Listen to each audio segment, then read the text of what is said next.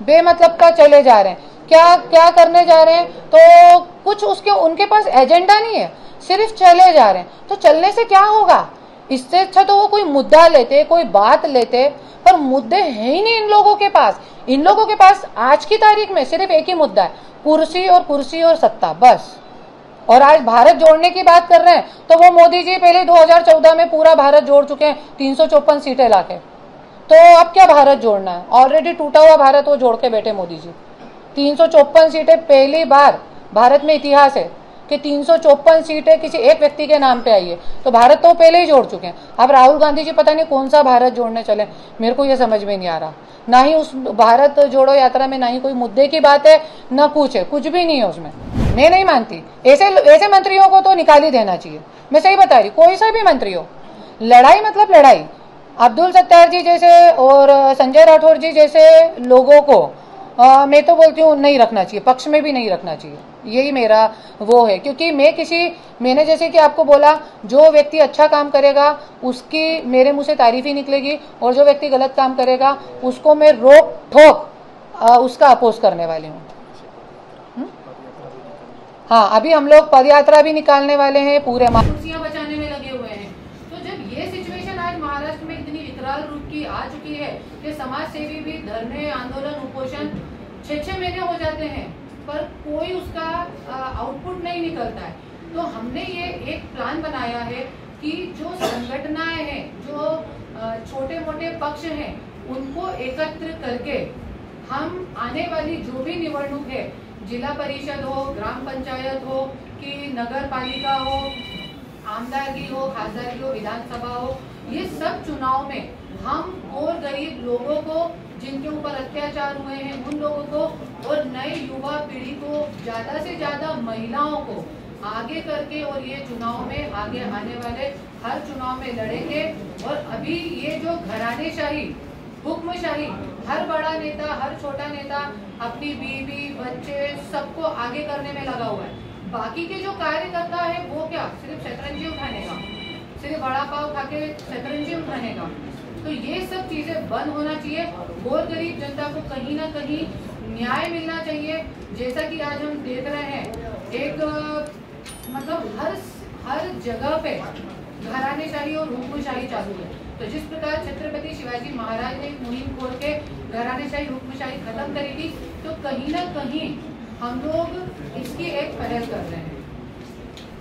कहा था तो उस पर कोई क्या कहेगा, और मैं तो बोलती हूँ बोलना भी नहीं चाहिए। नियति यही बताती है सबको, नियति यही सबको बताती है।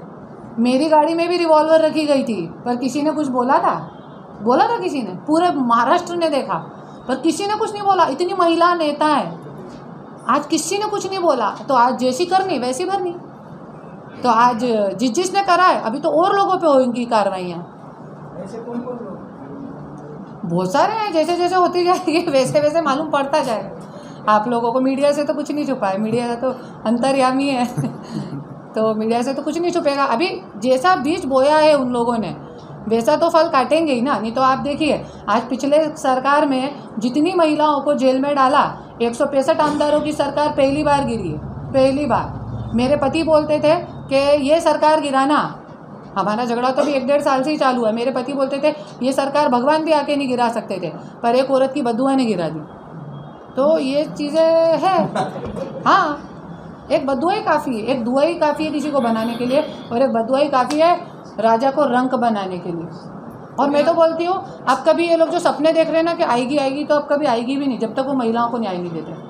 महिलाओं को न्याय देना जरूरी है। तुम्ही असं म्हणालात की राहुल गांधी भारत जोडो यात्रा करतात, त्यांच्यापुढे कुठला अजेंडा नाही, आणि तुम्ही असं पण काय एजेंडा आहे? त्यालाच लागून प्रश्न आहे की तुम्ही असं मला तो दिसत नाही काय एजेंडा आहे, मला दिसत नाही। आपण आताच्या सरकारमध्ये एक पण महिला नाही, आणि त्यांच्या आताच्या सरकारमध्ये एक पण महिला नाही। हाँ, आताच्या सरकारमध्ये एक पण महिला नाही। मुख्यमंत्री चांगले काम करते हैं, इसका मतलब ये नहीं। और महिला तो है ना, उनकी प्रवक्ता जो है वो शीतल मात्रे जी है, महिला तो है। हाँ, देखिए मेरा जो है, मेरा उनके काम को लेके अच्छा बोलना है। बाकी उनके मंत्रिमंडल में महिला है कि नहीं है, उस बात से मेरा कोई कंसर्न नहीं है।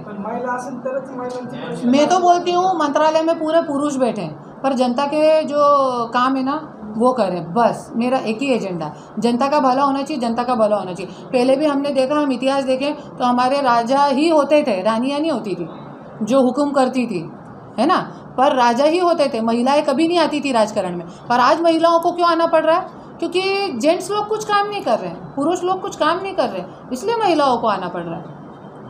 आज आप देखिए ना महाराष्ट्र की स्थिति कितनी गंदी। आज मैं सरकारी हॉस्पिटलों में जाती हूँ, आप उसके बाथरूम देखिए, मतलब इट्स आप आउट ऑफ इंडिया के सरकारी हॉस्पिटल देखिए कैसे रहते हैं वहाँ के, 7 स्टार होटल के जैसे, और यहाँ पे आप देखिए बाथरूम। राजकारणातील प्रत्येक अचूक बातमीचे सर्वात आधी अपडेट्स मिळवण्यासाठी सरकारनामाच्या सर्व सोशल मीडिया प्लॅटफॉर्मला लाईक, फॉलो आणि सबस्क्राइब करा। तसंच सर्व नोटिफिकेशनसाठी बेल आयकॉन प्रेस करायला विसरू नका।